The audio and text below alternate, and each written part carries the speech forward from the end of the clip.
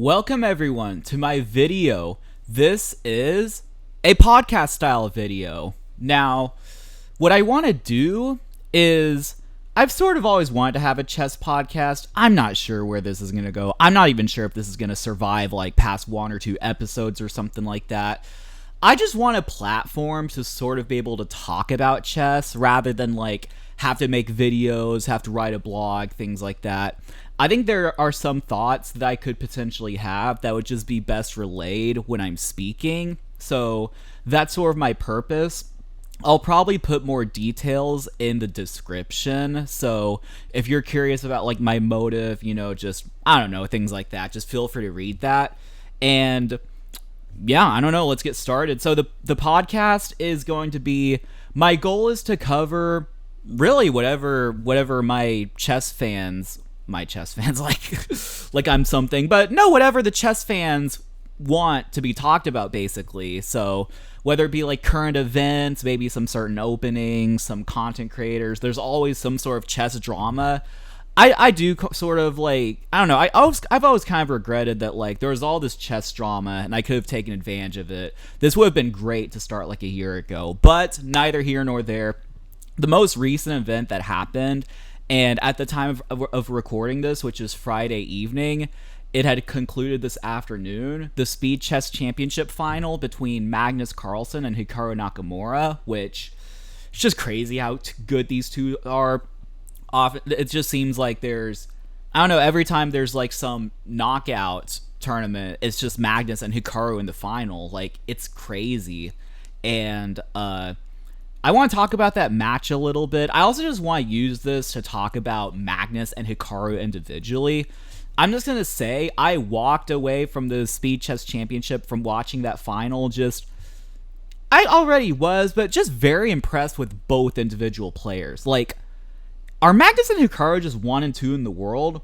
I think a lot of people would doubt Hikaru's place in it, but we'll get to that in a second. So, if you don't know, the Speed Chess Championship is an event that Chess.com puts on every year. I believe its inaugural year was 2015, and I think Hikaru won the first few editions, then Magnus started playing, and then there was like a period where like Magnus wasn't playing on Chess.com, he was under contract with Chess24, but then like in 2020, Magnus played even though that contract, whatever, was in place. I think Magnus was like, well, I'm world champion, I can do whatever I want, and I kind of want to play. I remember that was a weird year to where it was in the semifinals, Final Four, right? I don't know. But it was in the Final Four where Carlsen got upset by MVL. Nakamura had won his match, and then Nakamura beat MVL. I just remember that being a little bit weird that I think Magnus hadn't lost a Speed Chess Championship match because he played Hikaru a couple of times early on, and Magnus always won those matches, so it was sort of strange, but then Magnus hadn't participated, so Hikaru, and I hadn't realized this, I'd have to fact check that, but I believe Hikaru had won it 5 times in a row leading up to this year, like in 2018, 19, 20, 21, and 22. So the 2023 stage was set. It was Magnus Carlsen versus Hikaru Nakamura, and honestly, from an entertainment standpoint, that was everything you could have asked for. The score was 9-9 going to the bullet section, and in case you don't know the format, so rather than it being a set number of games and a first to however many points, like a world championship match, there's a timer. So I believe it's 90 minutes for the 5-minute portion, 60 total minutes for the 3-minute portion, and half an hour for the 1-minute portion. And all of the time controls had increment. I don't remember if they all have 1 second increment, or maybe it's like 5. Might all be like 5-1. Yeah, 5-1, 3-1, and 1-1. So the increment actually doesn't change, and it's really just about like it's really just, however many games you could get in, that's the score. So sometimes there's like certain match strategies where if a player like Hikaru Nakamura in a lot of those matches thinks they can just lock up the match or get a lead or something like that. Sorry, I'm just going to adjust my seat, but there's like some match strategy to where you can just play out drawn positions, for example, or if you're completely losing, just wait till the time runs out until you resign just to kind of bleed more match clock. It's all sort of a thing. If you have no idea what I'm talking about, just look up, like, I don't know, Speed Chess Championship.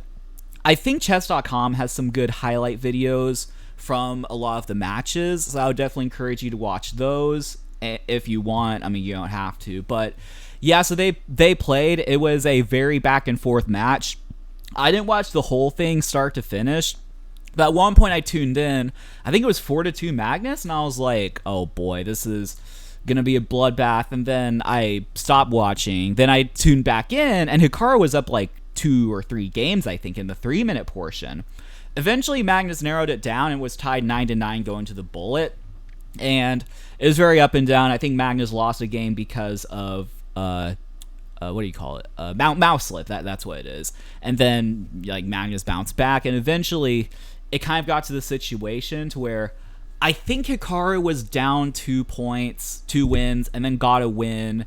And so basically it came down to where the final game, Hikaru was down 1 point, and so he had to win. And it was just like so back and forth. I mean, I will spoil it for you. Magnus ended up winning that game, but Hikaru like played a relatively passive opening, which is also understandable because if he just plays solidly, then it's going to likely be a draw. He was talking about that in his recap, to where he didn't want to allow Magnus to play the 4 knights, so he played like a e6 bishop g7 variation instead, which, you know, it's passive, and then like he just got a kind of a bad position objectively, but it was imbalanced. It was exactly what Hikaru needed. And honestly, that final position, it's just the epitome of chaos. Like, both kings are open, both sides have attacks, you don't know who's mating who. Like, literally the last like 2 or 3 moves of the game, it was Eve out bar, whoop whoop whoop. Like, it was just craziness. And honestly, you couldn't really ask for a better finish. Now, what would have been ideal to go into overtime? Probably for entertainment and just chess watching purposes, but it really just came down to the wire. And I don't know, I'll start with Magnus, because I think it's like a year ago he got into this lawsuit with Hans Niemann. I mean, that's a whole other story that even non-chess fans know about, since it sort of got recognized globally. And there was that, combined with the drama of just that he was not going to defend his world championship title, and a lot of people questioned that. Which, by the way, I'm like, I don't understand like why people like I understand you'd rather the best player in the world play in the world championship matches, but why do people actually care? I don't get people who are like angry that Magnus didn't defend his title. Like, I mean, I think Magnus has either said it himself or implied it, but like, you know, to play in these world championship matches and win, you just gotta prepare for like months, and it's just like, I just imagine it's just not all that fun. So I think Magnus really cemented his legacy, which I think that's actually something a potential viewer asked later, who I think the GOAT in chess is. I think it's, I mean, you could say Kasparov, you could say Magnus. I do think Bobby Fischer does deserve to be in the conversation. He's just not going to get considered because he only has 1 world championship title, and who knows what would have happened if he just hadn't gone crazy, because he was really balling out. But neither here nor there. Yeah, so Magnus. So I just think there just seemed to be a lot of controversy surrounding Magnus, and he's just playing well. He's playing really good lately. I mean, I'll read to you some of the tournaments he's won recently, and this is taken from Wikipedia, so it's not like I have all these like anyway. So he finished 3rd in toss deals, despite at some point losing 2 games in a row, which is rare in top-level chess. He won Everything's Masters, he won the Poland and Croatia GCT events, he won the World Cup, which was something he had yet to do until this year. He 3-0'd Firouzja in some match, and now he's the speed chess champion. That was all in 2023. And he's just been balling. And the best players in the world are playing in these. Like, even these, like, random, like, GCT, like, what do you call it? Like, Everything's Masters. I think there's, like, Julius Baer Cup or something like that. Okay, I'm kind of confused now, because those used to just be run by Chess24, but now, obviously, they merged with Chess.com. So are they just Chess.com events? I don't know, I just see, like, the formats. I'll see, like, they do have, like, the live commentary studio with, like, David Howell and, like, just things like that. Things like that. That's kind of a weird way to put it, but, I mean, all that to say, the best players in the world are playing in those, and, like, he played a match with Firouzja and 3-0'd him, and then obviously Speed Chess Championship, he beat Hikaru Nakamura. So I think Magnus is just now. Is he playing the absolute best chess he's ever played? Probably not. I'd imagine that he's worked harder at chess before in his life, like maybe when he became world champion or he was trying to cement his legacy, just things like that. But he's playing really dang well. He's definitely playing like the best player in the world. Whereas Hikaru Nakamura, on the other hand, he qualified for the candidates, which that was a period where like a lot of people doubted him. Like he kind of took a little bit longer to get into like over the board tournaments, after the COVID pandemic, and people were like doubting his legitimacy in the top. Like I remember I made a chess.com forum. I just asked like it was like, why isn't Hikaru playing in the US Championship or something like that? Yeah, it's why wasn't he going to play in the US Championship? And the answer that I think he gave, or that people sort of constructed, was that he wanted to play in the Isle of Man tournament instead, which gave out a candidate spot. And the reaction literally was, why would Hikaru think he can get a candidate spot? Like, that's something that someone in the top 10 in the world would say, which, like, he's literally like number 3 in the world. Like, I'm honestly proud of that thread. I'm not gonna lie. I might even link it in the description. It just aged so poorly. Not on my part. I never really gave an opinion or whatnot. I just like asked some questions. I think there's even some people who said that he could be like 2600 if he kept playing. Like, just ridiculous. And he qualified for the candidates and almost won it, or I guess he almost got second. Yeah, actually, he lost that game to Ding Liren, but he played very well in the candidates. He got second at Air Things, which was that event that Magnus won. He won the American Cup, won Chessable Masters, won Norway Chess, which was a big deal. And again, a lot of top players like Magnus, Ferrugia, I think Fabiano played that, but honestly, I don't remember. But it was a big deal. And he also won the Bullet Championship. I mean, Bullet, I just include that. I don't even think he beat Magnus in it, though. So I guess it's got to be count for something. But I don't know. I just want to talk a little bit more about Hikaru. And I've been meaning to like get this off my chest. I thought about just making it an elaborate blog post, and maybe I will, but I just don't understand people who hate Hikaru Nakamura. Like, he's very polarizing. He's clearly very popular. He's so freaking good at chess.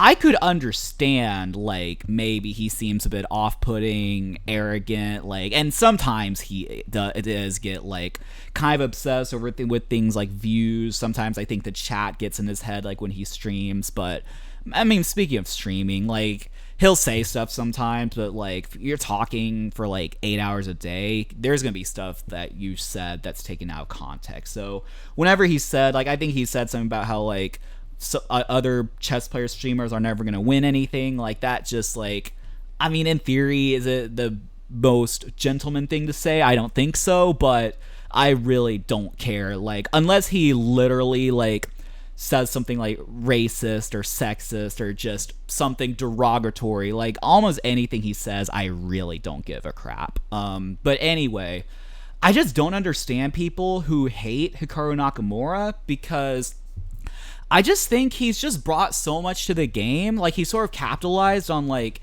in, like, 2020 when COVID kind of shut down. I just appreciate how accessible he made himself. Because, like, 5-10 years ago, we didn't know what it was like to be a top GM. We probably had, like, assumptions and little nuggets here and there based on, like, maybe interviews and things like that. But we never had this much inside information just about, like, and he's not giving away, like, any unnecessary, like, specific opening preparation, but you hear about his process, like, his thought process when he's, like, thinking about, like, openings, preparation, working with his second, traveling, things like that. I just think we get so much inside info. I think we just take it for granted, and a lot of people just want to look past that and look at some, like, what copyright strike crap he did, and just like that defines you. And by the way, don't get me started, like, stuff he did as a kid.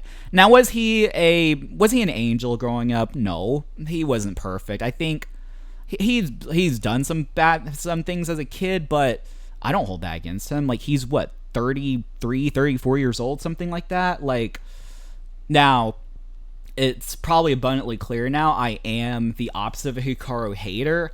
I mean, I really like him. When he has like a tournament recap going on, like I will like watch. I don't even like normally attain like everything he's saying. I just think it's fascinating just seeing him analyze. Maybe I'll just get some like inside info about like the tournament and just like how it's going, and just I don't know. I'm sort of just rambling on a little bit, but I don't know. I think Hikaru Nakamura just gets a lot of unnecessary hate, and just now I was gonna say he doesn't get the credit he deserves. I guess it does show in like the viewership, but I just think that there are like some people who neglect to see that side. So yeah, I don't know. Let me know what you think of Hikaru Nakamura, if there was maybe an angle that I'm missing. But I just think that if you're just going to be a professional streamer for like 2 or 3 years and be as polarizing as Hikaru Nakamura, there will be moments that are taken out of context. And I think he's done way more good for the chess community than he's done like bad. And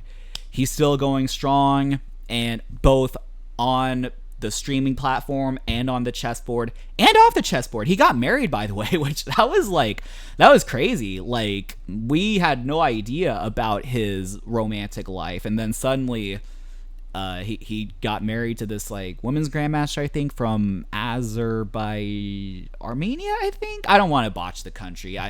It's big difference, but anyway, congratulations to Hikaru Nakamura. Just great to see that he's taking that next step in his life. And yeah, also he is really freaking good at chess. Like, I actually think that there's a chance that for chess as a whole, I mean, classical, now he is number 3 in the world as far as classical goes, but as far as like chess as a whole goes, whether it just be like classical, blitz, rapid, just playing casually in the park, things like that, isn't there a chance that Magnus and Hikaru are just 1 and 2? Like, who would compete with Hikaru for like the second best chess player in the world? I mean, probably Fabiano. I think you could make a strong case for Fabiano, but let me just see the list, because like Faruja is what, like a fashion designer now or something like that? He's not taking it that seriously. Ding Liren is MIA. Jan Nepomniachtchi is like, I don't know. I guess you could make a case, but he just seems very up and down. Like, he won 2 candidates, but I don't really consider him. I mean, Geary, no. Obviously not Anand. Gukesh, not yet. So, no. So, I mean, I think you can make a very legitimate argument that the first and second best chess players in the world are Magnus Carlsen and Hikaru Nakamura. And if you had to handpick a world championship match to happen that would be the best 2 players in the world, you can make a very strong case that would be them 2. So let me know what you think. Let me know if you think that I'm wrong, if I'm stupid about it or anything like that. But I think that there's a strong chance that that's the case. So yeah, that was what I wanted to talk about as far as Magnus and Hikaru goes, the Speed Chess Championship and things like that. Is there anything else? I don't think so, as far as like news and stuff goes. So what I want to do is go to some questions that some potential viewers had. I just put out a chess.com forum, and it was just like, just to ask me anything as it pertains to chess. I'm looking for some content, and we got some good questions. So let's start with this question. Who do you think is going to win the US Championship? Actually, that's a good question. I was actually looking at that earlier. I do have a prediction, but let me read to you the field. So yeah, the U.S. Championship is obviously the United States Chess Championship. It used to be held in like the spring, but now I think like post-COVID it's been held in like October, like the fall. So that just seems like an interesting shift. But anyway, neither here nor there. Hikaru is not playing, which I think is kind of disappointing, but also, you know, he's just been doing a lot of streaming, as he'll always say, like, he has to do his job, and, yeah, so the players are Fabiano Caruana, Wesley So, Levon Aronian, Lenier Dominguez, Sam Shankland, Sam Sevian, Hans Niemann, Ray Robson, Darius Sweerts, Jeffrey Zhang, Abhimanyu Mishra, and Andrew Tang. Andrew, I guess he won the American Junior Championship? I don't know, but anyway, I think the champion, if I had to guess, I think it's going to be Wesley So. You know, not Hikaru. Fabiano won it last year. I was actually looking at the past stats leading up to this. Sorry, in preparation for the segment. Besides Wesley So, which one of the years was a COVID year, I think he won it twice in a row in like 20 and 21, but 20, it was literally played on Leech Chess. I don't count that. But there has like not been like a repeat US champion, I believe, since Gadakomsky in like 13, 14, I want to say, or something like that. And if you go before that, the last repeat champion was like Lev Albert or something like that. So say what you want, but it seems very difficult to repeat as back-to-back US champion. So not to say I would count out Fabiano. Certainly if he won the event, just based on chess skill itself, I would not be surprised at all. But I think Wesley So's always just been a safe bet like the past few years. He just seems to have like the style to where, well, I'm going to say stuff like I know what I'm talking about, which I really don't. But I'd say Wesley So is my favorite. Close second, probably Fabiano Caruana. Levon Aronian, he could, but also I feel like he's getting a little bit older. I'm not exactly sure. Like, I feel like he's going to get nicked maybe by lower-rated players, maybe more than, like, So and Fabiano would. I mean, Sam Shanklin, he just had that one U.S. championship. I don't think, like, Sam Shanklin, two-time U.S. champion, I mean, shoot, if he does it, then I'll be the first to congratulate him. Lenier, Sevian, Hans, certainly not. So, yeah, I think the U.S. champion is going to be Wesley So, but could also be Fabiano Caruana, and I would say if it's not either of those two, I'll be a little bit surprised. I'm not going to lie. Okay, here's a long question. I'm going to attempt it anyway. I don't really think I can give a good answer, but we'll give it a shot. Would you like a difficult one that possibly nobody can answer? If so, here's a difficult one. In the mate with bishop plus knight, bishop, knight, and king versus king, do the moves that drive the opponent's king to the edge, this phase of the mate is sometimes called the drive, ensure that the opponent's king must keep retreating, or can that defending king slip away to one side or the other faster than the three attacking pieces can catch up with it, running to the side, and thereby allowing the defending king to regain lost ground in that way, though at the cost of running up against a different edge? Reworded. Would the motions of the three attacking pieces in such a drive still work to corner the king in a small, semi-infinite board where only one corner was a finite distance away? Reworded. Would such a drive still work if the size of the chessboard were 9x9 or larger? So, yeah, I definitely do get the sense that you're onto something in your head. I'm just not sure that you're relaying it the best.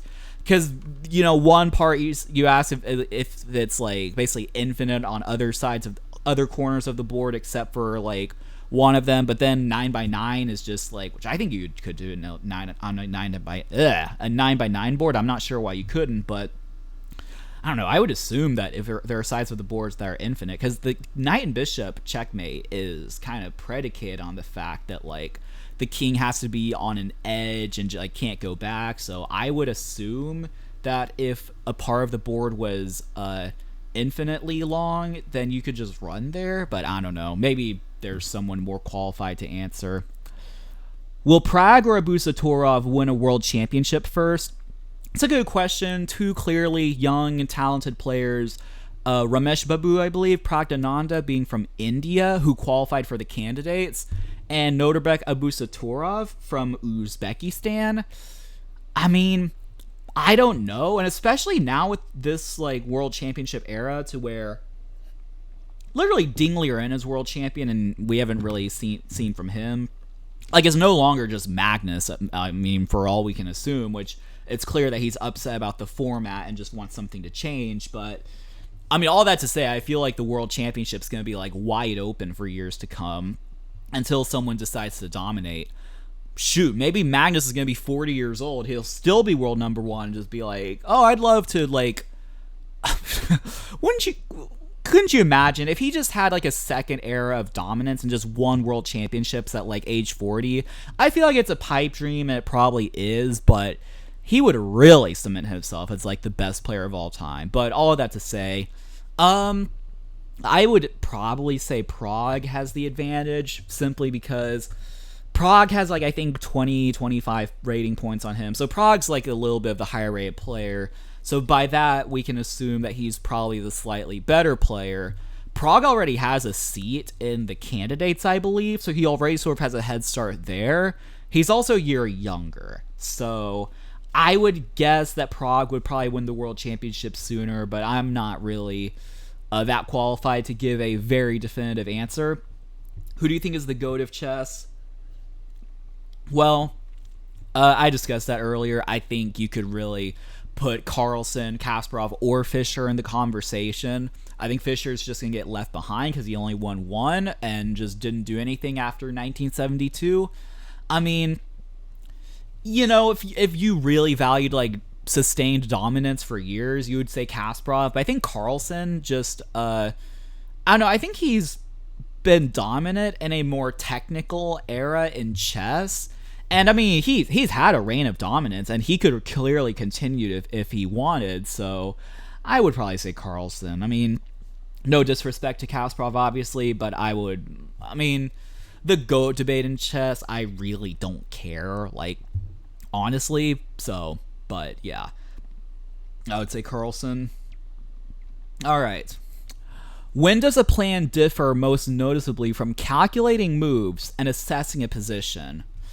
That's a heck of a question. Well, really you should be doing both, I think, on the same move, like ideally. Like, there's never a move to where you're only calculating or you're only assessing a position. Like, at some point, now obviously there are going to be positions where you have to do like much heavier calculation, that maybe when the calculation's not as heavy, you do a little bit more of just like kind of perspective, like what's the overall plan, what maneuver should I go for, things like that. I think really it just has to do with factors like king safety, pawn structure, material, things like that. Like, maybe if you're down material, you gotta be a little bit more aggressive and calculate. If your king is unsafe or your opponent's king is unsafe, then that's gonna call for calculation. And if there are like a lot of captures going on. So I think honestly, like a lot of people, they'd probably say, I would say this myself, we just kind of feel for the position, just like there's not necessarily a checklist. Ooh, that was lovely. Although I think you could say there is a checklist. Like, you could think about like king safety, checks, captures, attacks, pawn structure, material, things like that. Like, yeah, I would say if you've played a gambit and you're down 2 pawns, you probably want to spend some time calculating. Although there can be some gambits, like, I was even realizing that the Benoni gambit where you sacrifice a pawn, it's very positional. Like, you don't think of it like, well, yeah, you don't play it like, you know, you would maybe the King's Gambit or some of these like other crazy Scotch Gambit, I don't know, something like that. But I don't know, to answer your question, I would just say it really just depends on the position. Probably really more so like depends ultimately, like if there are a lot of possible checks, captures, attacks. And like factors could include like pawn structure, king safety, things like that. But I would definitely say that really in all positions, ideally, you're sort of doing both. You're calculating and then you're kind of making assessments based on your calculation. Or vice versa. You sort of make an assessment and then kind of calculate based off that. Good questions though. Oh yeah, what's the best variation against the French? Best variation against the French. I'd be lying to you if I said that since I don't play e4, that I'm like an expert. So I'd say like the main variations would be, it's like e4, e6, obviously you play d4, and then when they play d5. So there's knight c3, I forget what that's called. There's the advance with e5. There's the exchange. Am I missing something? I think those are the main. Oh, there's the Tarrasch with knight d2. I would say, I mean, I know a lot of French players, it annoys them when the exchange happens, so you can certainly consider that. Though I do also think if you really want to emphasize just developing your pieces and controlling the center and things like that, knight c3 is probably decent. I'm trying to think. So there's like knight c3. I remember when I played the French, I would play knight f6, and then, yeah, there's like a gambit you can play with like, it's like knight c3, knight f6, bishop g5. Wait, hold on. I'm getting my moves mixed up. e4, e6, d4, d5, knight c3, knight f6, bishop g5, bishop e7, e5, knight d7, h4. What's that gambit called? I guess it's a podcast, so I shouldn't really be like doing chess moves, but I forget what the gambit's called. It's like some strange name. It's like knight c3, knight f6, bishop g5, bishop e7, e5. It is called the Alekhine Chatard attack. Alekhine, like world champion Alekhine, Chatard attack. So I don't know. I would look that up. I would consider looking that up. And yeah. So hopefully that answers your question. There are a number of good variations against the French, but that I would say is one of them. And we have any more? We have a couple more. Any thoughts on the community of chess or chess in general and how it's changed over time? I definitely do have thoughts, which honestly would probably be for a different episode, but I've definitely seen like a development as it pertains to like chess coverage, even like chess openings. Like I feel like the Caro-Kann is way more popular than it was like 10 years ago. Obviously the London system is like way more popular and polarizing potentially, I would say, but even I remember YouTube videos like 5-10 years ago were just maybe the content was fine, but like they were certainly not like advertised well. Like the thumbnails were bad, like the recording was like quality was just very poor in general. And then like we have all these chess YouTubers like Agad Mator, Gotham Chess, even Hikaru has a pretty decent YouTube channel. Chess.com YouTube channel is actually pretty good. So we just have a lot of like good chess videos and just a lot of overall like excitement over chess. And I think there's obviously the whole discussion of like COVID in 2020. Like now more than ever, like you see like people just playing chess like in class or like in the school library, at work, things like that. You just see, I don't know, I think it's just that like it's very easy for people to like log on to and play. I've heard a lot of stories where like maybe someone got into chess because like their grandfather played and then like they fell in love with it or things like that. Obviously everyone's chess story is completely different, but yeah, I'd say there's definitely been like a surge in like popularity, and people are like realizing that like with like openings and tactics, and I mean even there's like all this drama with like Magnus, Hikaru, Hans, like Levy, Rosman's pretty polarizing, I would say. So there's like a lot of like sort of attention that chess is receiving, and I think it's awesome, and I'm all here for it. So yeah, I'm sure one day I will maybe that should be my next topic. Just talking about how chess has like evolved throughout the years, and like because I've been into chess for like a decade or so I can sort of like I might have a little bit of perspective, but I'm feeling old now that I say that. And let's go to the last question. How do you get out of a bad slump? I'm in one right now. Help. How to get out of a slump?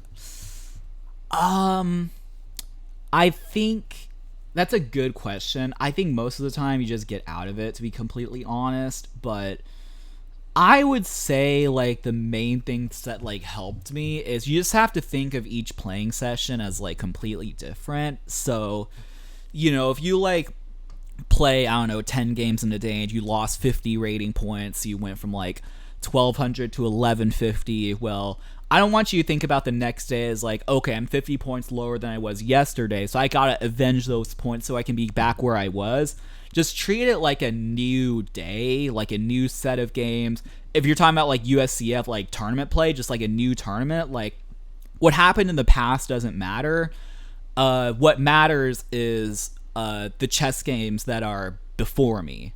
That was very probably 16th century or something like that, but I don't know. But what matters is the chess game that lies before me, just the moves, just trying to play the best moves, and just overall trying to improve. So really, I would say probably the best advice I could give is just, I don't know, just don't think about it. Just like play chess for the enjoyment of it. I would definitely avoid tilt.